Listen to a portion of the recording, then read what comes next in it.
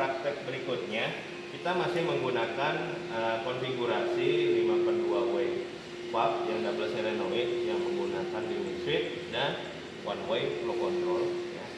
Ini tidak saya pasang kembali karena sama dengan praktikum sebelumnya.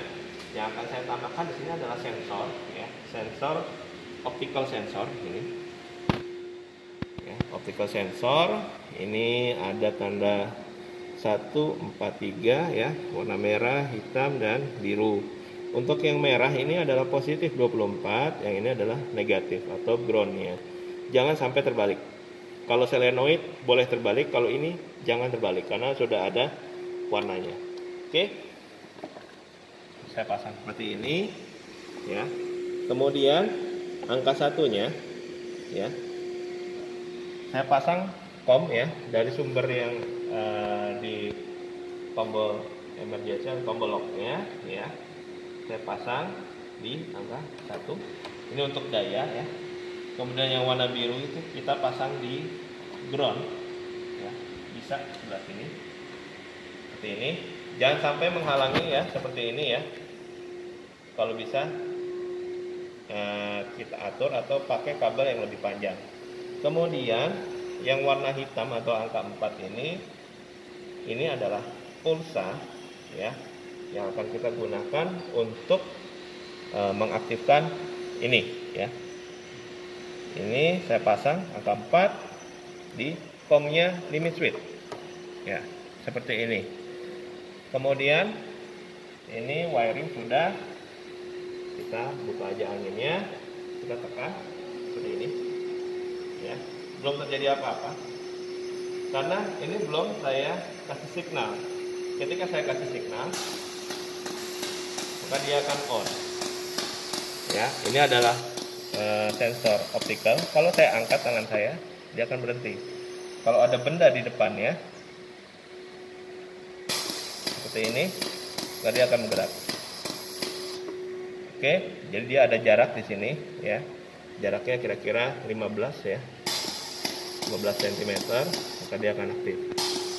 Seperti ini. Ini aplikasi ini bisa digunakan di pabrik ya. Contohnya untuk mesin stamping ya, atau di CNC. Jika di CNC itu ada pintu yang menggunakan sensor, biasanya menggunakan limit switch ya. Saya akan menggunakan optik di sini. Jadi ketika pintu itu ditutup ya, anggapnya pintu itu adalah tangan saya. Ketika ditutup, maka dia akan mulai bekerja. Tapi ketika pintunya dibuka, dia akan berhenti bekerja. Ya, ini untuk sistem keamanan di dalam mengerjakan benda-benda yang relatif menggunakan kompresi atau tenaga yang besar. Jadi supaya tidak berbahaya di sini, maka kita menggunakan sensor untuk safety-nya. Oke. Dan itu kita bisa menggunakan banyak sensor di sini.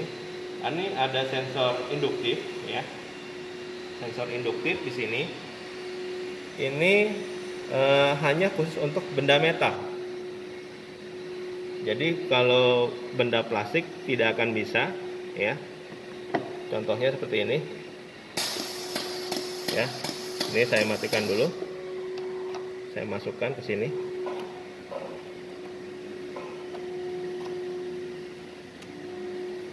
Ya, seperti ini. Tidak aktif ya.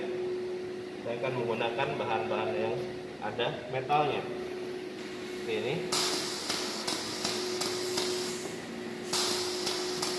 Dia mempunyai jarak yang relatif kecil ya, ukuran mili. Karena ini menginduksi metal. Jadi kalau bukan metal ya, contohnya tangan saya bukan metal, dia nggak akan bekerja. Contohnya kabel, ini ada metalnya. Seperti ini. Gimana kalau misalnya terbungkus dengan plastik? Nah, dia tidak aktif. Padahal di dalamnya ada tembaganya. Tapi kalau tembaganya terlihat seperti ini, dia akan aktif. Kemudian bagaimana dengan gunting di sini? Saya menggunakan plastiknya, tidak aktif. Nah, ini aktif. Ya. Jadi ada yang tembus, ada yang tidak. Kalau metalnya pasti aktif. Begitupun pula dengan yang sensor kapasitif. Ya, untuk sensor kapasitif di sini ini hampir semua ya, semua benda metal ya, benda plastik atau benda apapun itu selama mempunyai bentuk fisik dia bisa terdeteksi ya. Kita pasang di sini.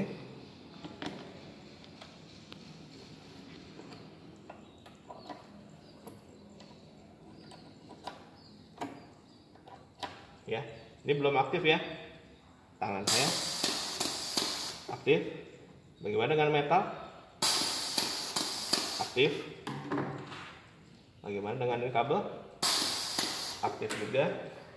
Bagaimana kalau pakai tube ya? Aktif juga. Jadi hampir semua benda yang mempunyai fisik dia aktif. Itulah cara kerja dari ketiga sensor ini. Ada yang optical ya, selama menghalangi optikalnya dia akan aktif. Yang induktif, selama dia berbahan metal dia akan aktif. Untuk kapasitif, hampir semua benda yang mempunyai fisik dia bisa aktif. Oke.